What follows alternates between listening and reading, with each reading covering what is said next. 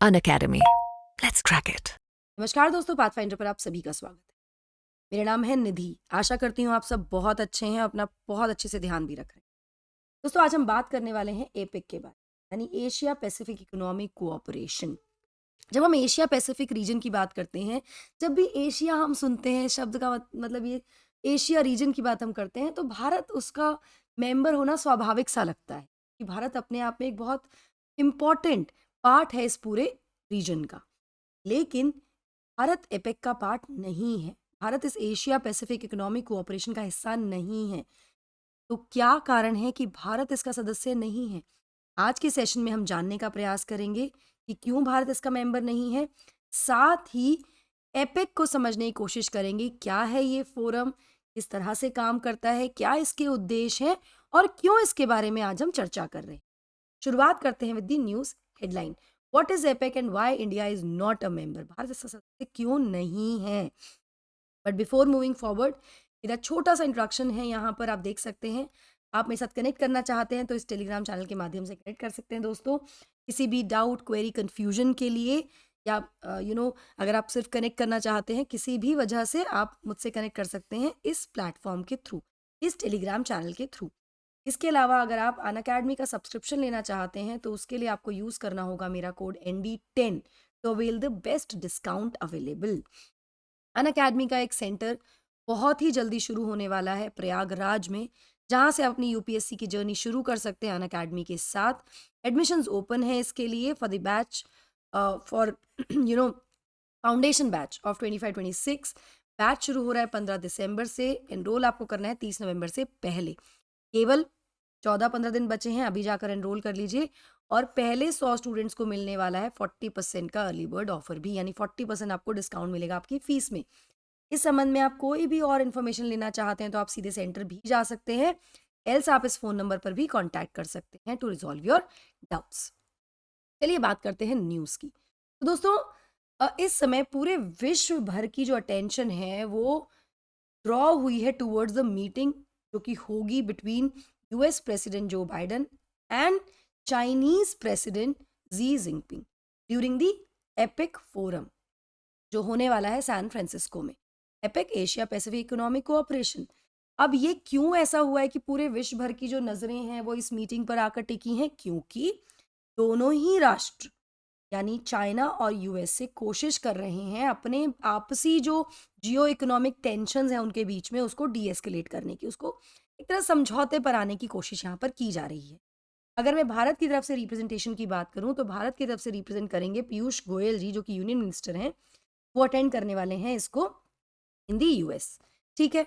अब देखो, ये जो दो बड़े देश हैं, दो बड़ी इकोनॉमीज है दुनिया, दो बड़ी पावरफुल मिलिट्रीज हैं विश्व भर की, इन दोनों के जो लीडर्स हैं जब ये मिलते हैं तो वो अपने आप में बहुत महत्वपूर्ण हो जाता है, वो चाहे कभी भी मिले। लेकिन अब जिस तरह की सिचुएशन अक्रॉस द ग्लोब देखने को मिल रही है, जो स्थिति इस समय विश्व में है, जिसमें कि दो पोलराइजिंग वॉर्स चल रहे हैं between Israel and Hamas and Russia Ukraine, तो इस समय पर तो ये और ज़्यादा महत्वपूर्ण हो जाती है इस बैकग्राउंड में।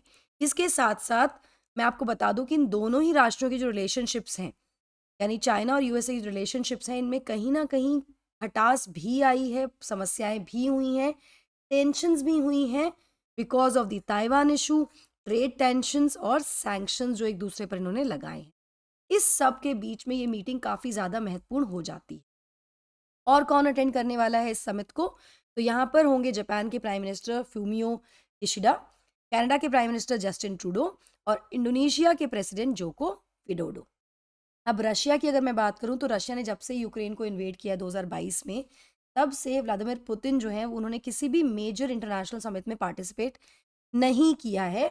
और यहाँ पर भी वो भेज रहे हैं या उनको रिप्रेजेंट कर रहे हैं डेप्यूटी प्राइम मिनिस्टर जो हैं एलेक्सी ओवरचुक। ठीक है, क्योंकि इनके अगेंस्ट यूएस ने कोई सैंक्शंस नहीं लगाए। तो ये लीडर्स यहाँ आने वाले हैं। एपेक को समझ लेते हैं, इसकी फॉर्मेशन और मेंबरशिप जान लेते हैं।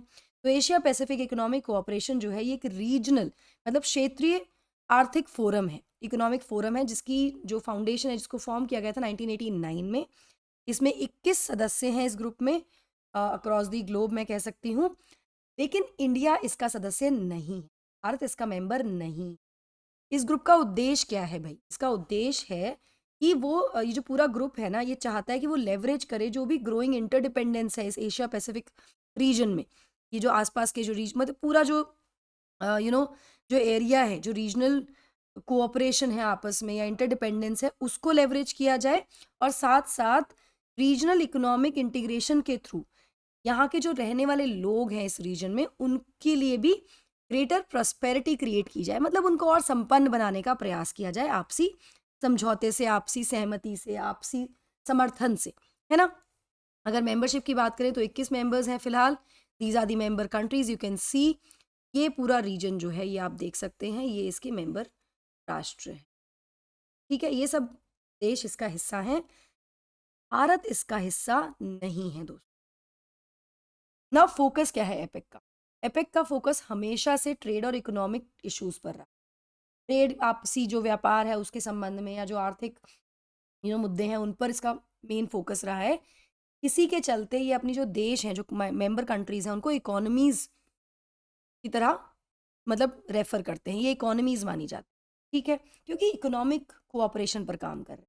ठीक है, नाउ एपेक जो है, अगर इसके हम कंट्रीब्यूशन की बात करें तो ये अकाउंट करता है nearly 62% of global GDP. Global GDP का 62% एपेक जो कंट्रीज है वहां से आता है, और आधा, लगभग आधा ग्लोबल ट्रेड एपेक के थ्रू है, एपेक से ही आता है विश्व भर।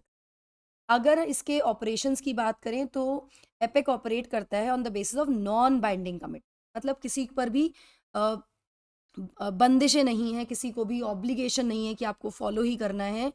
यहाँ पर जो भी डिसीजंस लिए जाते हैं वो लिए जाते हैं थ्रू कमिटमेंट्स एंड कंसेंसस, जो कि वॉलंटरी बेसिस पर लिया जाता है। तो मतलब ये नॉन बाइंडिंग है, सब अपनी मर्जी से साथ में they coming together to grow this region. आपसी जो इंटरडिपेंडेंस है उससे किस तरह से जो रीजन है उसको इकोनॉमिकली प्रॉस्पेरस बनाना है, इसकी तरफ ये प्रयास करते हैं। अब भारत इसका हिस्सा क्यों नहीं है भाई, ये क्वेश्चन सबसे महत्वपूर्ण। तो मैं आपको बता दूं, बैक इन 1991 जब हमने globalisation, liberalisation, LPG reforms, privatisation, ये रिफॉर्म्स इंट्रोड्यूस किए थे, जिसने हमारी जो इकोनॉमिक ट्रैजेक्टरी है उसको ड्रास्टिकली चेंज किया है, उस समय हमने इस ग्रुप का हिस्सा बनने की रिक्वेस्ट की। अब ऐसा नहीं है कि सबने इसको अपोज किया। रीज़न क्या रहे कि कुछ कंट्रीज़ ने ऑफ कोर्स फेवर भी किया कि भारत को सदस्यता मिलनी चाहिए, भारत को इंक्लूड करना चाहिए एपेक में, लेकिन कुछ ने अपोज भी किया। और कारण क्या दिया? कारण ये दिया कि भाई जो इकोनॉमिक रिफॉर्म्स भारत में हुए हैं, उससे कहीं न कहीं भारत का एक प्रोटेक्शनिस्ट इंस्टिंक्ट नज़र आता है। भारत अपने जो चीज़ें हैं उसको प्रोटेक्ट करने की कोशिश कर रहा है, प्रोटेक्शनिस्ट है ना? इसकी वजह से ये था कि नहीं, भारत को इंक्लूड नहीं करना चाहिए, क्योंकि ये तो आपसी समझौता, आपसी सहमति, आपसी कोऑपरेशन की हम बात कर रहे हैं। यहाँ पर अगर एक कंट्री है जो सिर्फ अपने बारे में सोचती है, तो शायद ये एक रीज़न हो सकता है। Then another reason for not making India part of the grouping was a logical reason, जहाँ पर मैं आपको बता दूँ कि जो मेंबरशिप थी इसकी एपेक की, उसको फ्रीज़ कर दिया गया था, और वो freeze it came into force in 1997। 1997 में ये एनफोर्स भी हो गई थी चीज़, और इसको एक्सटेंड भी नहीं किया गया 2012 के बाद से। तो इस वजह से भारत इसका हिस्सा नहीं बन पाया।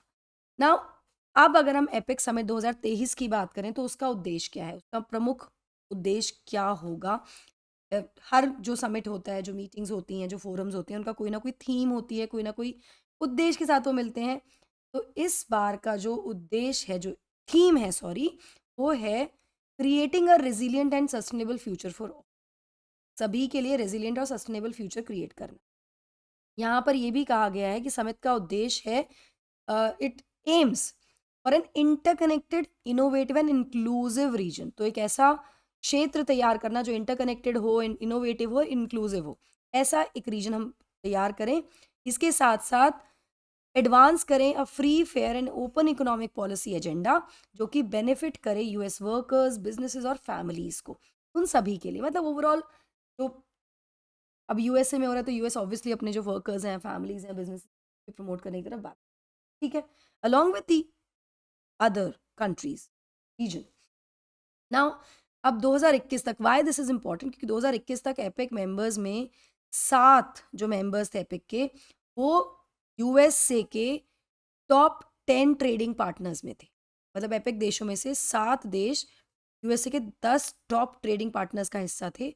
और इस तरह का जो इकोनॉमिकली, एक तरह से कह सकते हैं कि पूरा विश्व ही इकोनॉमिकल एक टफ टाइम से इस समय जूझ रहा है, हम निकल रहे हैं एक टफ टाइम से। तो यहाँ पर कहीं ना कहीं वॉशिंगटन या यूएसए ये भी चाहता है कि उनकी रिलेटिव स्ट्रेंथ जो है वो इंक्रीज हो।